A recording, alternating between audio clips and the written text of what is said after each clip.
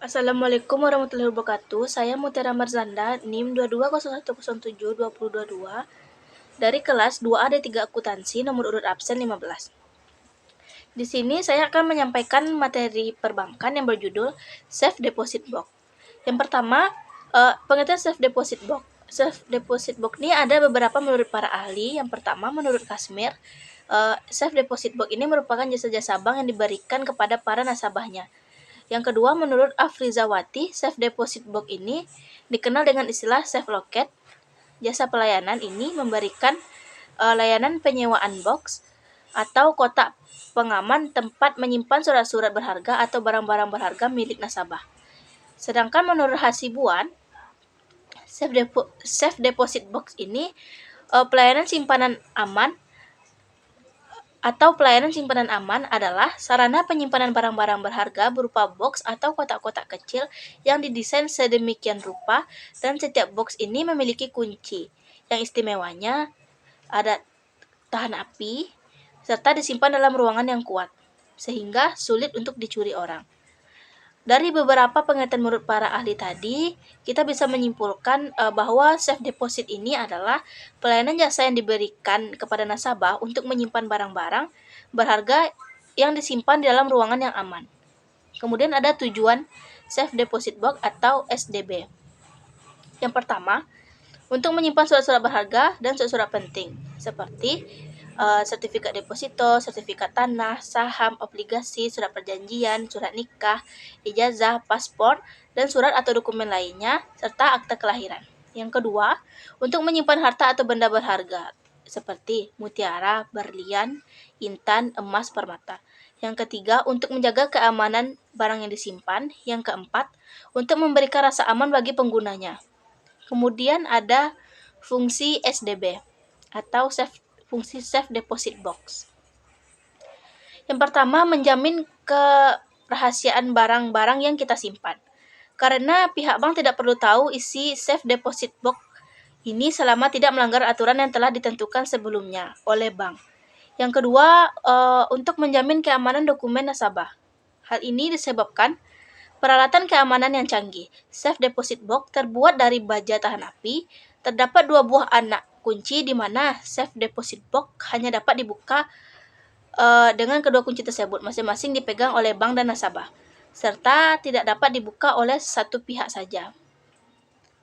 Apakah nasabah pemegang Safe Deposit Box maupun nasabah pemegang Safe Deposit Box maupun bank? Selanjutnya ada mekanisme Safe Deposit Box. Yang pertama, prosedur pembukaan SDB. Calon nasabah deposit box harus mengajukan permohonannya kepada bank. Calon pengontrak harus menandatangani surat perjanjian dan spesimen. Yang ketiga, pengontrak harus membayar terlebih dahulu uang kontraknya. Yang keempat, pengontrak harus mengembalikan kunci box apabila kontraknya sudah habis. Yang kelima, apabila meninggal dunia, yang berhak mengambil simpanan adalah ahli warisnya yang sah. Selanjutnya ada pengamanan SDB. Yang pertama, pengontrak Safe Deposit Box harus dilakukan secara selektif. Yang kedua, perjanjian kontrak Safe Deposit Box harus jelas dan mengikat. Yang ketiga, penyimpanan dan pengambilan barang disimpan harus dalam ruangan Safe Deposit Box. Yang keempat, Safe Deposit Box dan ruangannya harus didesain sedemikian rupa sehingga kuat dan aman. Yang kelima, master key dan kunci box harus yang baik dan tidak dapat dipalsukan atau sulit dipalsukan. Yang keenam, master key dipegang oleh karyawan bank sedangkan kunci box dipegang oleh nasabah itu sendiri. Yang ketujuh, ruangan Safe Deposit Box hanya dapat dimasuki petugas bank dan para nasabah. Yang kedelapan, master key harus disimpan dengan baik di kantor yang bersangkutan. Kemudian ada biaya-biaya untuk menyewa SDB atau Safe Deposit Box.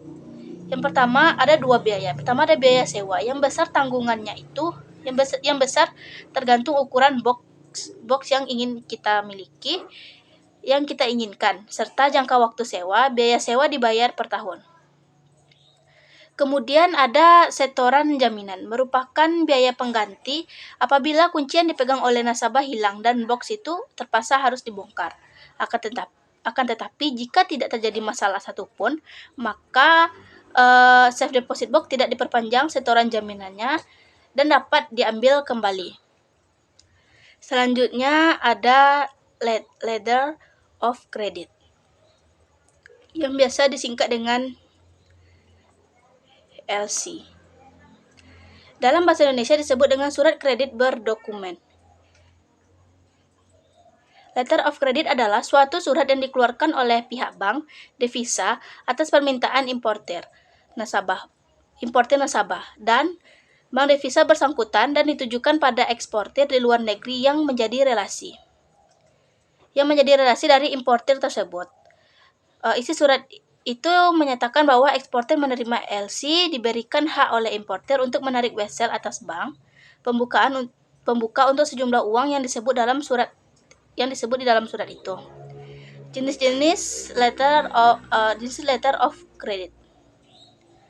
Yang pertama ada transferable letter of credit. Suatu LC yang dapat dipindah tangankan kepada pihak lain baik secara sebagian maupun keseluruhan dari nilai LC. Namun, pemindahan hanya dapat dilakukan satu kali saja. Kemudian yang kedua ada back to back letter of credit. Suatu LC yang dibuka atas dasar pembukaan suatu LC dengan jaminan LC atau master LC. Yang ketiga ada red clause letter of credit. Merupakan LC yang memberikan kewenangan bagi negotiating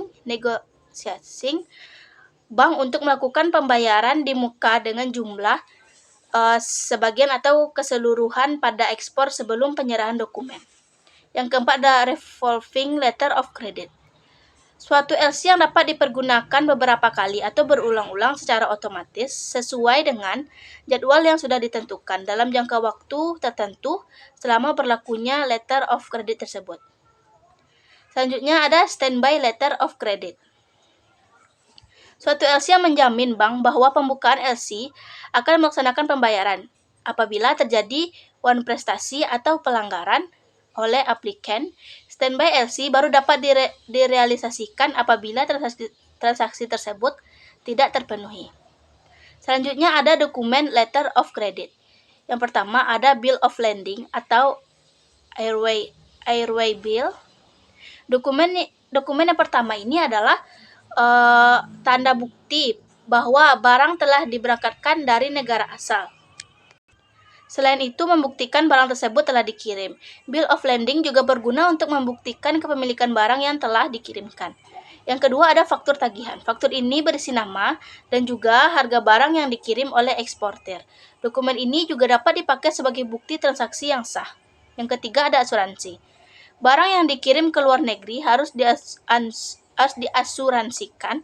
Asuransi ini berguna untuk menjamin keselamatan barang sampai ke tujuan.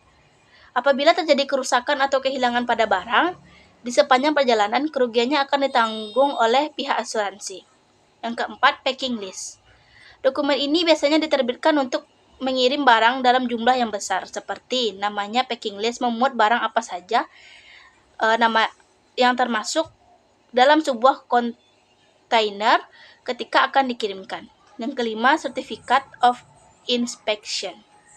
Sebelum diberangkatkan ke luar negeri, barang itu harus melewati bagian pemeriksaannya terlebih dahulu. Apabila lolos, pengirim akan menerima dokumen berupa Certificate in Inspection. Selanjutnya ada mekanisme letter of credit. Prosedur dasar LC terdiri dari tahap pertukaran dokumen, kepemilikan barang dengan uang tunai atau kontrak janji pembayaran.